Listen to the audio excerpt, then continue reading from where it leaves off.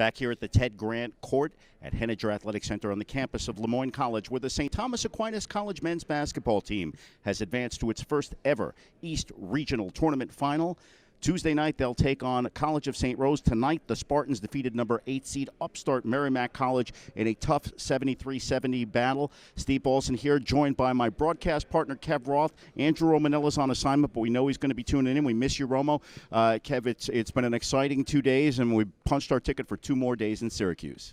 Yeah, and after you look at it, Merrimack coming into the number 8 seed, you didn't know if this was going to be a tightly contested contest, which way it was going to go. Well, Merrimack definitely showed up, and they showed up big. The game down the stretch, Steve, Spartans down early by 11, come back down by 2 at halftime. Then they take a little bit of a lead, but Merrimack stormed right back, cut it down, took the lead. But in the end, the Spartans prevailed, and it was big from Justin Reyes down the stretch. Yeah, and full marks to Merrimack. The Warriors coming up a big upset last night against Lemoyne College, and they showed that confidence, particularly in the first 15 minutes of this game tonight. Their zone defense, something a little unusual for the Spartans, gave Stack a lot of trouble.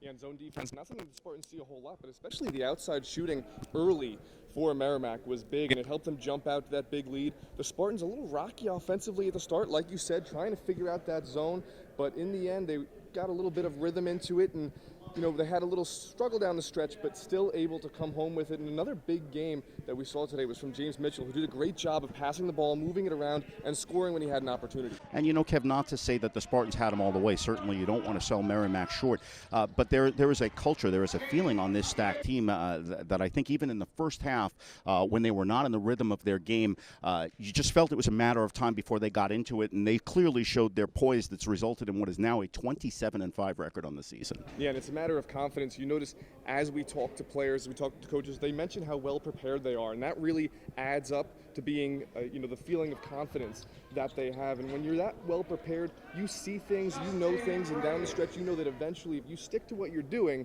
things are going to happen for you in a positive manner, and that's what we saw tonight for the Spartans. Well, there's big snow in the forecast. Maybe that's indicative of something as St. Thomas Aquinas in Little Sparkill, New York, tries to make its first trip to the NCAA Division II Elite Eight. Kev, you're a Stack alumnus. What does this sort of thing mean to you, both as a broadcaster and as a member of the program? Well, it's big. I mean, when I started doing the broadcast with you guys, that was Tobin Anderson's first year, and each year has just been building upon, one upon the other. So to be at this moment right now, it just shows that continued growth that the program has been through. Obviously they're looking for the win, but St. Rose is not going to be an easy opponent that they go to face on Tuesday night. Well, it's another step forward for Tobin Anderson in his 4th year at St. Thomas Aquinas, and they're hoping they can take that big leap into the Elite Eight in South Dakota. Once again, tonight's final score, St. Thomas Aquinas 73, Merrimack 70. For St. Thomas Aquinas Athletics and my partner Kev Roth, this is Steve Balsan thanking you for joining us. We'll see you Tuesday night.